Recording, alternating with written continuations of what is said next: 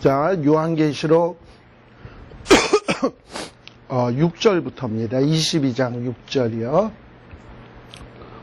자, 이 요한계시록 22장 6절에서부터 나오는 내용, 그래서 21절까지 나오는 내용은요, 어떻게 보면 요한계시록 처음 시작, 1장의 시작, 그 서론의 내용하고 요한계시록 22장 6절에서 21절의 내용은 뭔가 이렇게 주제가 병행되는 것을 볼 수 있어요.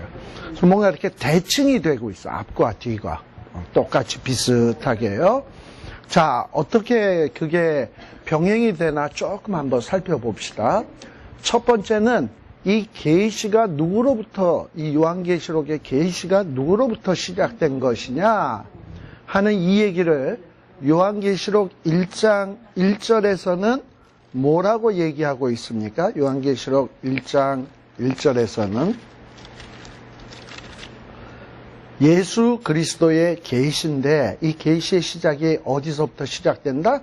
하나님이 예수 그리스도에게 주사라고 돼 있죠? 예수 그리스도에게 주셨고, 종들에게 보이시기 위해서 천사를 그 종 요한에게 보내어서 지시하신 것이다. 그래서 이 계시의 출발은 누구에서부터 시작되냐면 하나님.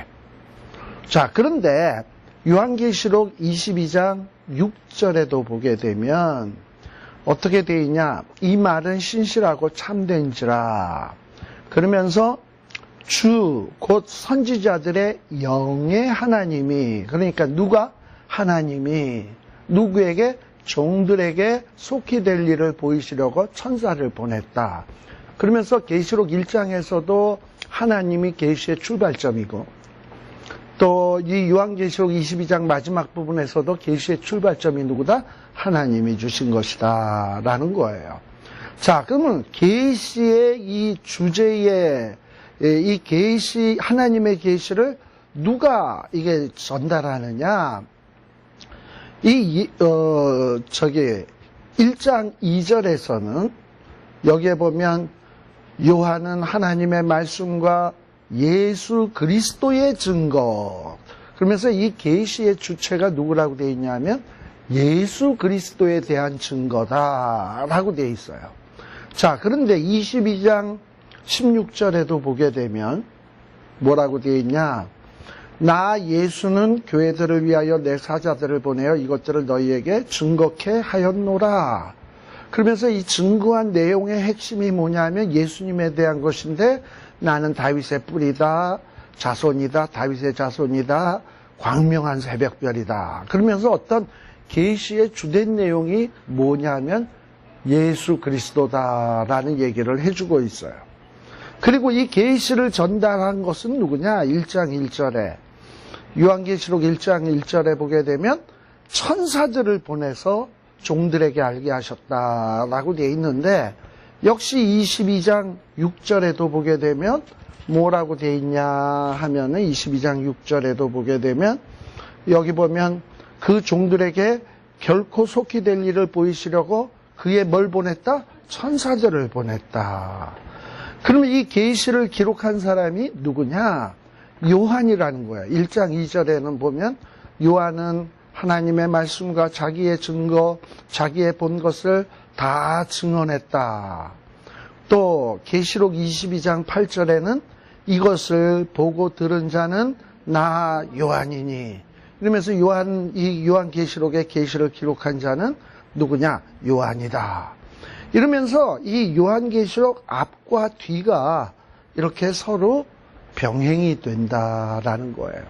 아마 제가 여러분들에게 이메일로 보내드린 계시록 요약해서 마지막 계시록 22장이 어떻게 1장과 요 22장이 병행이 되는지 도표가 하나 그려져 있을 거예요. 보셨나 모르겠네. 봤어요? 보내줬어, 어쨌든. 한 3주 전에 보내드렸는데, 거기에 보면 22장에 보면 그 도표가 나와 있어요. 그래서 그거 보시면 되고요. 자, 이런 식으로 요한계시록의 처음과 나중에는 이렇게 대칭이 되고 있다라는 거예요. 자, 그래서 뭔가 이 요한계시록은요, 아무렇게나 쓰여진 게 아니라 굉장히 짜임새가 있어. 앞과 뒤가 아구가 쫙 맞아. 그래서 이 요한계시록의 전체적인 이 스트럭처, 이 구조를 여러분들이 이해하고 요한계시록을 봐야 요한계시록의 메시지가 체계적으로 들어오지, 그냥 마구제비로 읽으면 뭔 얘기인지 하나도 몰라요. 자, 그러면 이제 요 6절서부터 조금 중요한 얘기만 몇 가지 한번 다루어 보십시다. 자, 이 요한계시록의 계시는 이 하나님이 주신 것인데, 하나님이 누구에게 주신 것이냐면 종들에게 깨우치시려고 보여주신 계시예요. 자, 근데 이 계시의 내용은 어떤 거냐? 6절에 보시면 결코 속히 될 일이다 라는 거예요. 여기 속히 될 일이다 그러면은 이 요한이 이 계시를 받을 때가 언제냐? BC 100년경이라 그랬잖아. 요한이 100세까지 살았잖아요. 거의 말년에 계시를 받은 거잖아. 그러면 AD 100년이거든요. 근데 지금이 몇 년이냐면 2018년이야. 그러니까 요한에게 계시를 줄 때 하나님이 뭐라 그랬냐면 속히 될 일 해놓고선 지금 몇 년을 끄셨어? 2000년인 정도를 끄셨어. 이걸 어떻게 속히 될 일이라고 얘기하시는 건가? 속히 될 일, 사람에게 속히 될 일이라는 것은 최소한 내 살아있는 동안에 일어날 일쯤 돼야 속히 될 일이지, 아니 어떻게 2000년이 지난 일을 가지고 하나님이 속히 될 일이라고 얘기하는 건가? 이런 의문이 하나 첫 번째 들어요. 그러면 여기서 속히 된다라고 하는 의미가 무엇인가? 이거는 나를 기점으로 곧 된다라는 얘기가 아니에요. 하나님의 때가 딱 되게 되면 그 다음서부터는 신속하게 이런 일이 지체치 않고 이루어진다는 의미지, 내게 지금 계시를 주고 있는데 너가 살아있는 그 시점에서부터 곤방될 거다 하는 얘기가 아니라니까. 하나님이 마지막 때에 지정하신 때가 딱 되게 되면 그 다음서부터 하나님이 계획하신 종말의 일들이 어떻게 된다? 예정하신 대로 일사천리로 쫙쫙쫙 된다라는 거예요. 바로 그런 의미로 봐야지 돼요. 안 그러면 조금 전에 제가 얘기한 식이 된다니까. 아니 요한이 AD 100년인데 속히 될 일 보여준다는 해놓고서는 지금 2000년이 됐는데도 지금 안 이루어지고 있잖아. 이게 무슨 속히야? 이러면서 이 속히 될 일이라는 이 말을 보고서는 아 역시 성경은 거짓말이로구나 이렇게 생각이 된다 이 말이죠. 7절에도 역시 마찬가지예요. 내가 속히 오리니, 그러니까 이 땅에 죄가 차고 이제 하나님이 이 땅에 사람들에게 회개하라고 7 시리즈 심판을 통해서 창조주가 누구며 온 우주 만물의 주관자가 누구인지 심판을 통해서 사람들에게 깨우치잖아요. 그렇죠. 그렇게 해서 그 깨우치는 시간이 어느 정도 되었다라고 하는 시점이 되게 되면 예수님은 지체치 않고 쫙 오신다는 거예요. 그런 의미지 내가 살아있는 시점으로부터 속히 온다, 요한이 살아있는 시점으로부터 속히 온다, 이런 의미가 아닙니다. 그러니까 사실 그 시점은 언제가, 하나님이 지정하신 때가 언제인지는 우리는 알지 못해요. 그러나 그때가 시작이 되면 정말 일사천리로 이루어지게 될 것입니다. 근데 이것은 속히 될 일인데 어떻게 속히 될 일이냐? 결코 될 일이야. 6절에 보게 되면 이것은 될 일이에요. 그냥 하나님이 말해놓고 안 되거나 흐지부지 되거나 이럴 일이 아니라 반드시 된다라는 거예요. 그러니까 우리 주님 분명히 재림하실 거고요. 이 땅은 심판하실 거고요. 이기는 자들은 구원하실 거고요. 이기는 자들에겐 새하늘과 새 땅 들어갈 거고요. 새 예루살렘 선물로 받을 것이고요. 이건 반드시 될 일이에요. 그러니까 이런 거에 대해서 세상에 많은 사람들은 안 믿어. 천국이 어디 있어? 종말이 어디 있어? 죽으면 끝이지? 아니면 돌고 도는 거지? 불교식으로. 우리가 죽어서 착하게 살았으면 나중에 다시 인간으로 태어나겠지만 못되게 살았으면 나중에 소로 태어난다, 개로 태어난다, 뭐 이따위 소리나 하고. 근데 절대 세상은 그렇게 되지 않아. 하나님의 말씀대로 되게 돼 있습니다. 따라서 7절에 뭐라고 돼 있냐? 이 책의 예언의 말씀을 지키는 자가 복이 있다라고 돼 있어요. 요한계시록에는 7번에 걸쳐서 복이 있다라는 말을 합니다. 근데 이게 마지막 6번째거든요. 근데 이 6번째의 내용이 뭐냐? 이 예언의 말씀을 딱 믿고 맞아. 이 말씀대로 이루어질 거야. 이러고 가는 자가 어떻게 된다? 복이 있다라는 거예요. 자, 그래서 이 요한계시록의 말씀은 반드시 이루어집니다. 때가 되면 정말 속히 이루어지게 될 겁니다. 결코 되어질 겁니다. 그러니까 이 믿음을 갖게 되면, 또 이 믿음을 지키게 되면 이런 자가 복이 있다라고 되어 있습니다. 자, 그 다음에 8절, 9절은 이전에 나왔던 내용입니다. 이 요한이 천사를 통해서 음료도 보았고, 또 이 천사를 통해서 뭣도 봤습니까? 어린 양의 신부, 어린 양의 아내가 얼마나 영광스러운가, 새 예루살렘, 새 하늘과 새 땅이 얼마나 영광스러운가 하는 것을 봤지요, 요한은. 이 보고 나니까 너무 엄청나고 너무 감격스러워서 이 말을 증거해 준 천사의 발 앞에 경배하려고 엎드렸다라는 거예요. 그랬더니 천사가 요한에게 말하기를 뭐냐? 야, 내가 너에게 놀라운 거 보여줬다고, 놀라운 소식을 전해줬다고 왜 나한테 경배를 하려고 하냐? 나도 누구랑 똑같다? 너와 내 형제랑 똑같다. 그리고 나도 선지자들과 이 말씀을 지키는 이 종들과 똑같은 존재이다. 그러니 나한테 경배하지 말고 누구에게 경배해라? 하나님께 경배해라. 그래서 이전에도 제가 얘기했잖아요. 목사님들이 이제 아주 설교를 잘하고, 또 어떤 성도는 그 설교를 듣고 너무 은혜를 받다 보면 막 그냥 그 목사님 너무 고마운 거야. 그래가지고 막 목사님한테 막 대접을 하려고 그러면 이제 목사님들은 이제 그때 네가 사람 볼 줄 아는구나 이러고서는 그렇지, 나한테 맛있는 것도 사줘야 되지 이러면서 지가 으쓱하고서는 지가 잘나서 뭔가 그 성도가 그러는 줄로 생각한다 이 말이죠. 근데 그렇게 생각하면 목사가 타락하게 되는 첩경이야, 시작이야. 절대 그러면 안 돼. 아마도 여러분들도 뭔가 은혜 받아가지고 말씀을 누구에게 증거를 해줬는데, 아까 우리 유니스 씨도 얘기했지만은 말씀 증거해줬더니 막 애가 눈물을 펑펑 쏟고 막 은혜를 입고 그러다 보면 그 애는 누구한테 고마움을 표시하고 싶으냐 하면 자기에게 그 말씀을 증거해 준 사람. 그럴 때 우리가 가져야 될 자세는 뭐냐? 나한테 그러지 말고 나를 통해서 역사하신 하나님께 경배해라. 이렇게 하는 게 굉장히 중요한 겁니다. 네. 그래서 지금 여기에서도 천사는 이런 모습을 보이고 있다. 또 10절에도 보게 되면 또 하나 이 예언의 말씀을, 이 책의 예언의 말씀을 뭐 해라? 임봉하지 말아라 라는 이야기가 나옵니다. 이 책의 말씀을 임봉하지 말아라. 자, 이 임봉이라는 얘기에 대해서 성경에 몇 군데 좀 나와 있습니다. 우리 이사야서 잠깐 한번 볼까요? 이사야서 8장 16절 말씀을 보세요. 자, 이사야서 8장은 몇 장 뒤에 있죠? 7장 뒤에 있죠?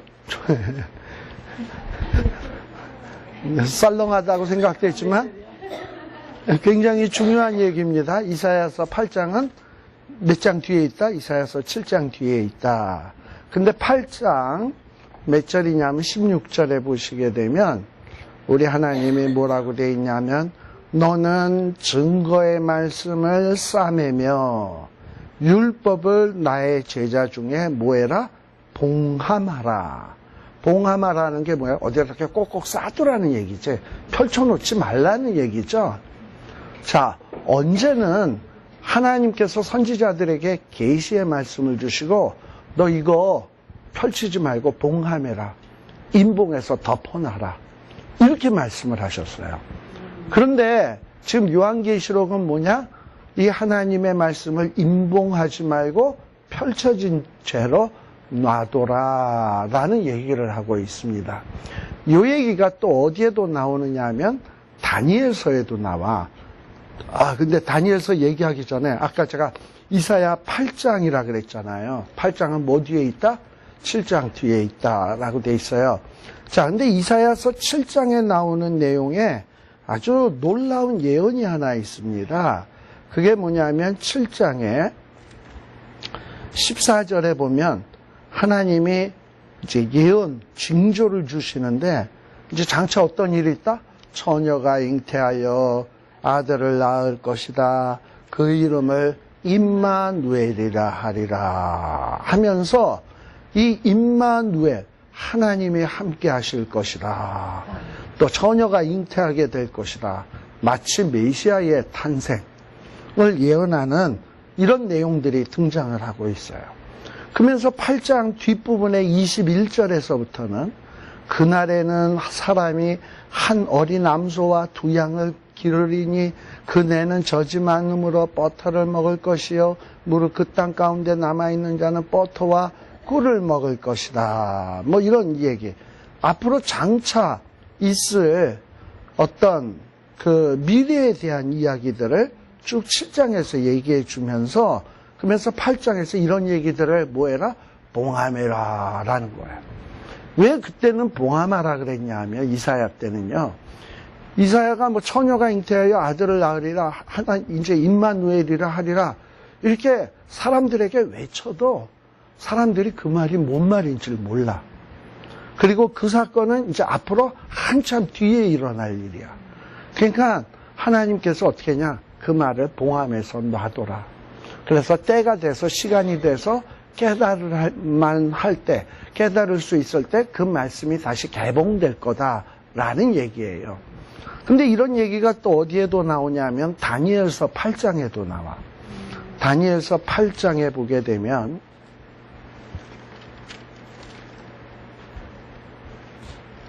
다니엘서 8장 26절.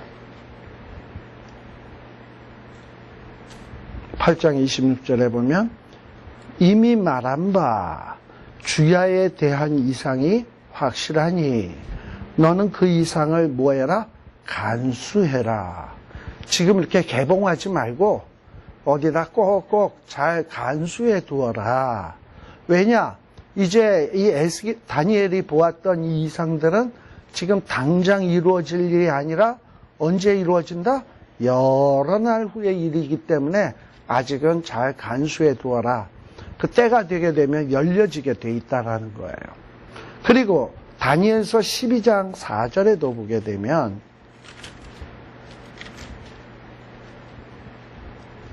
12장 4절에도 보게 되면 다니엘아 마지막 때까지 이 말씀을 뭐해라? 간수하고 이 글을 뭐해라? 봉함해라. 자, 그러니까 마지막 때까지는 일단 봉함하라는 거예요. 이 말씀은 언제 개봉이 된다? 마지막 때에 개봉이 된다라는 거예요. 그러면 마지막 때가 어떤 때냐? 많은 사람들이 빨리 왕래하며 지식이 더하는 시대. 자, 많은 사람들이 빨리 왕래하는 시대가 언제입니까? 지금. 예. 옛날에는요, 미국을 오려면,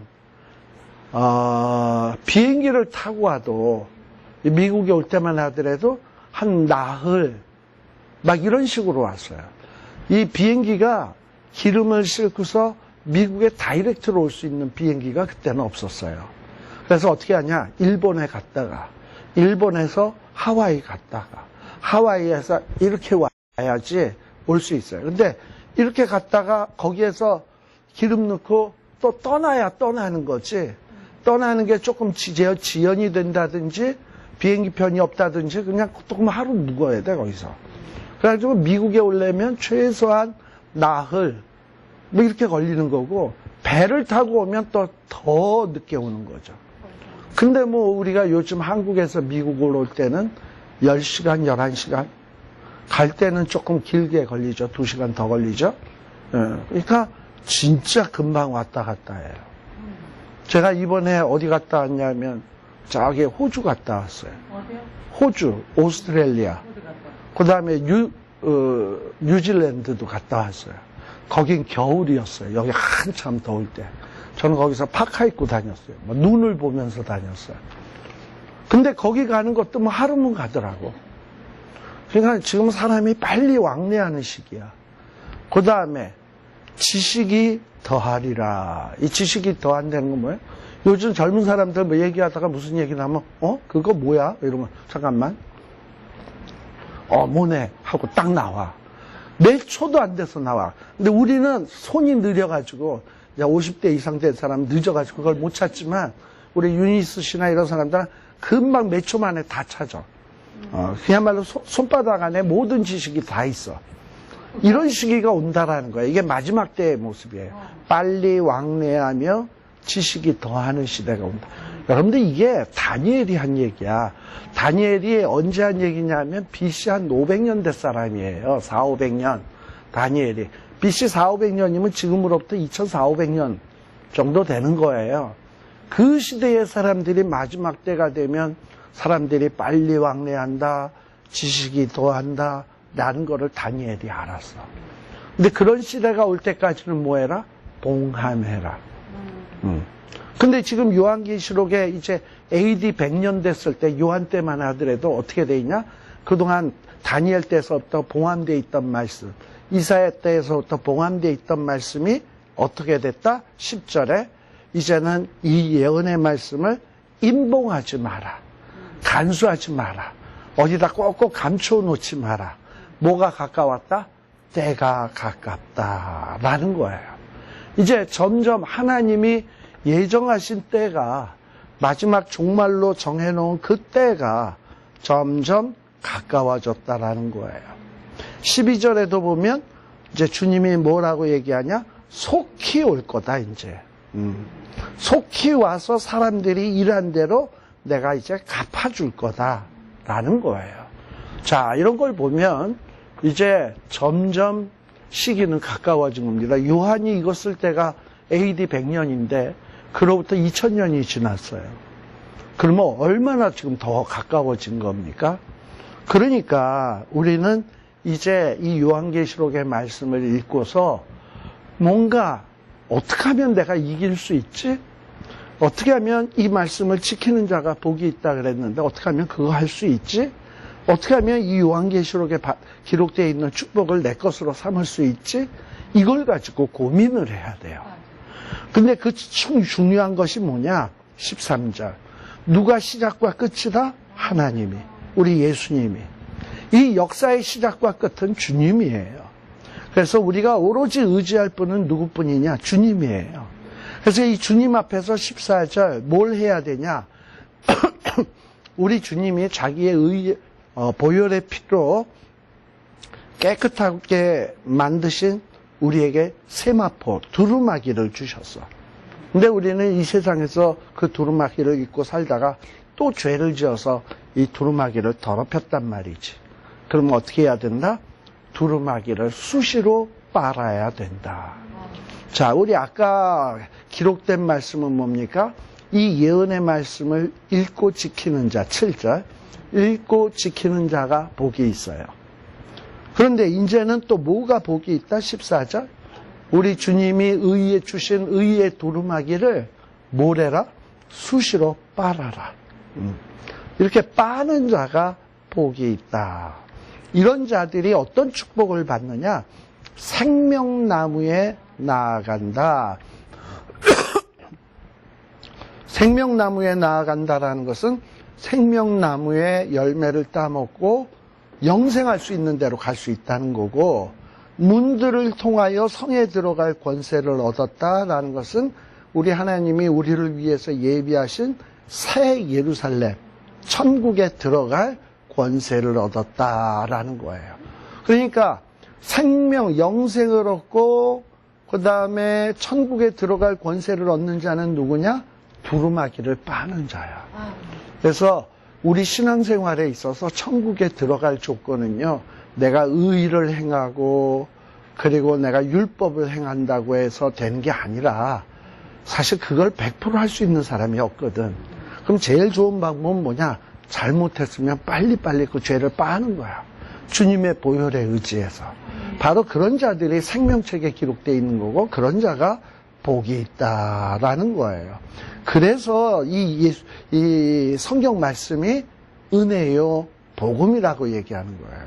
성경 말씀대로 살아라. 그래야 너희들이 축복받는다 한다면 이건 복음이 아니라 괴로움이 될 거예요.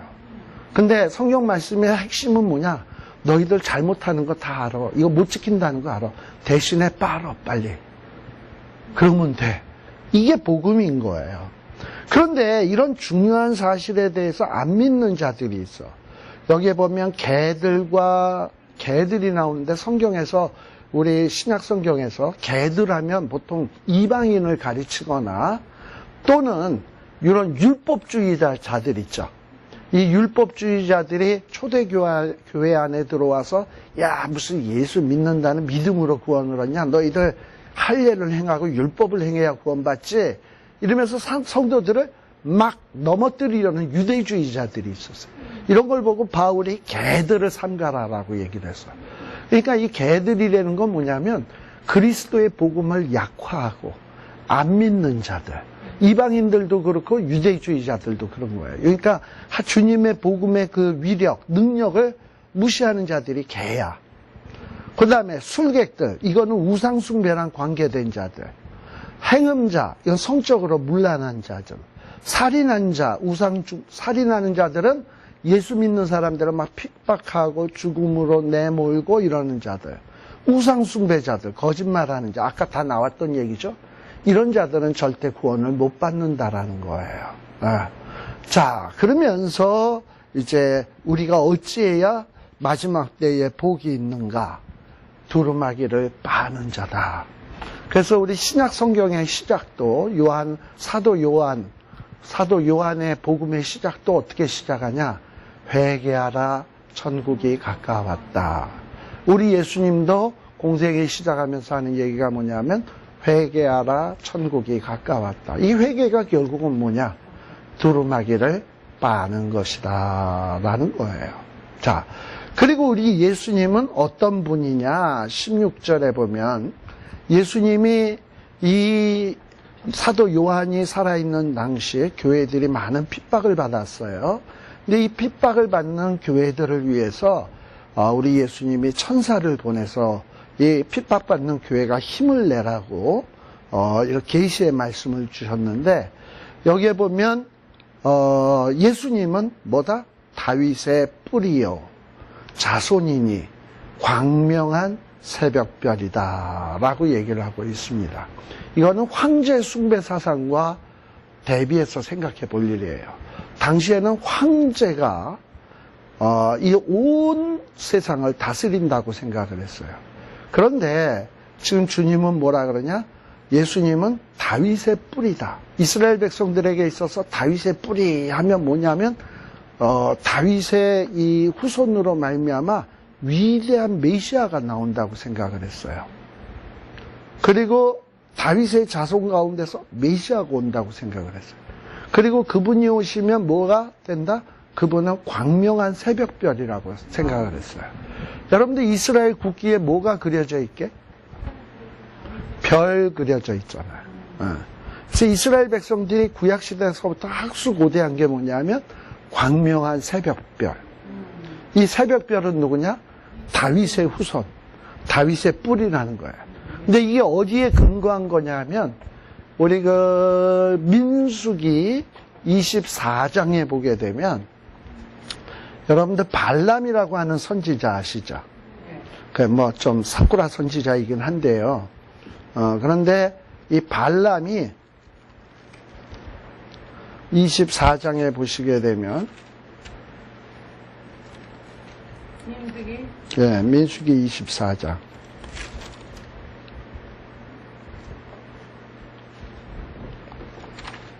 (24장에) 보게 되면 이제 24장 5절부터 보게 되면 뭐라고 되어 있냐? 야곱이여 내 장막이 이스라엘이여 내 거처가 어찌 그리 아름다운고 그 벌어짐이 골짜기 같고 강가의 동산 같으며 뭐 이러면서 좋은 얘기들이 쫙 나오죠. 7절 끝에 보면 어떻게 된다? 그 나라가 진흥하리로다. 이러면서 이스라엘 나라가 아주 번창하게 될 것을 예언하고 있습니다. 그러다가 17절에 보시게 되면 24장 17절에 보면 근데 이런 이스라엘 나라가 막 진흥하고 부흥하고 발전하는 일은 이때의 일이 아니며 내가 그를 바라보아도 가까운 일이 아니다. 그러면서 이제 이게 언제 이루어지냐? 한 별이 야곱에게서 나오며 한 홀이 이스라엘에게서 일어나서 모압을 이편에서 저편까지 쳐서 파하고 소동하는 자식들을 다 멸하리로다. 자, 이게 이 이스라엘 나라가 진흥하게 될 때는 언제냐? 한 별이 야곱에게서 나와야 돼. 한 홀이 이스라엘에게서 일어나야 돼. 이게 누구냐? 다윗의 별. 다윗의 별인 거예요. 이스라엘 야곱의 후손, 다윗의 후손에서 나와서 이자가 홀 왕이 되어가지고 모압 이편에서부터 저편을 쳐서 아주 이스라엘을 진흥하게 될 것이다 라는 거예요. 그래서 이 민수기 이때서부터 이스라엘 백성들은 이스라엘 안에 이제 한 별이 나타날 거다. 광명한 새벽별이 나타날 거다. 그러면 이제 이 나라가 진흥하게 될 거다. 지금 로마가 다스리던 요한이 지금 이 요한계시록을 쓸 당시에도 이 로마가 그냥 다 세상 역사를 좌지우지하고 있었어요. 그럴 때 이스라엘 백성들은 우리는 언제까지 이 로마의 지배를 받아야 하나 하고 낙심하고 절망하고 있는데 마음속에 하나의 믿음이 뭐냐면 하나님이 다윗의 뿌리를 보내실 거야. 또 다윗의 자손을 보내실 거야. 그분이 광명한 새벽별이야. 그분이 오시게 되면 저 로마가 진흥하는 게 아니라 이스라엘 나라가 진흥하게 될 거야 라는 믿음을 갖고 있었거든. 그런데 이런 믿음에 대해서 주님이 하는 얘기가 맞아. 내가 다윗의 뿌리다. 내가 다윗의 자손이다. 내가 광명한 새벽별이다. 이제 나로 말미암아서 세상이 뒤집어질 것이다. 주님이 이야기하게 되는 거예요. 그리고 이 주님의 음성을 듣고 어떻게 해라? 17절 주님 앞으로 가면 돼. 주님의 말씀을 듣는 자도 가면 돼. 목마른 자도 가면 돼. 이 주님 앞으로 가면 뭘 얻는다? 생명수를 얻는다라는 거예요. 네. 자, 그래서 이 주님의 음성을 듣고 주님 앞에 나아가는 자가 바로 복이 있는 자입니다. 그 다음에 18절에서부터는 무슨 얘기하냐? 이 예언의 말씀을 가감하는 자. 더하면 어떤 저주가 있는가? 또 감하면 어떤 저주가 있는가? 왜 이렇게 가감하는 거에 대해서 이렇게 하나님이 이렇게 아주 분명하게 말씀을 하시냐? 이 예언의 말씀은 반드시 이루어진다는 거예요. 말씀한 대로. 그러니까 이것을 왜곡해서는 안 된다는 거죠. 더해서도 안 되고 빼서도 안 되고 있는 그대로 믿고 그리고 이 말씀을 지키고 살아라 라는 거예요. 20절에도 봅시다. 우리 예수님이 어떻게 하겠다? 나는 진실로 속히 온다. 주님은 속히 오십니다. 이제 정말 점점 더 가까워지는 것 같아요. 이럴 때 우리가 이 요한계시록의 말씀을 그동안 쭉 살폈는데 우리 불완전한 우리가 주님 모시게 되면 완전하게 변화되겠구나. 그러니 우리가 비록 좀 힘들고 어렵다고 낙심하지 말자. 믿음 지키자. 그리고 문제가 있으면 두루마기 빨자. 이러고선 주님이 속히 오시니까 주 예수여 오시옵소서 하는 이런 기다림에서 이 말씀을 늘 묵상하며 살아갈 때 우리 하나님이 놀라운 축복들을 주시리라 믿습니다. 자, 그래서 여러분들이 이 뒷부분은 여러분들이 얼마든지 봐도 이해가 되는 말씀이니까 이 정도로 좀 마칠까 생각합니다. 더 많이 얘기하면 잔소리가 될 것 같아서요. 자, 기도하고 마치겠습니다. 하나님 아버지, 이 예언의 말씀을 지키는 자가 복이 있다 했습니다. 근데 이 예언의 말씀대로 살기가 우리가 너무너무 힘듭니다. 마음은 원이로되 말씀대로 살지 못하고 넘어지는 때가 얼마나 많은지 모르겠습니다. 하오나 또 우리 주님께서 말씀하시기를 그래 두루마기를 빠는 자가 복이 있다 하십니다. 우리가 잘못해서 이 우리의 두루마기에 죄가 덧입혀졌을 때 눈물로 주님 앞에 나아가 회개하면 우리를 깨끗게 해주실 것을 믿습니다.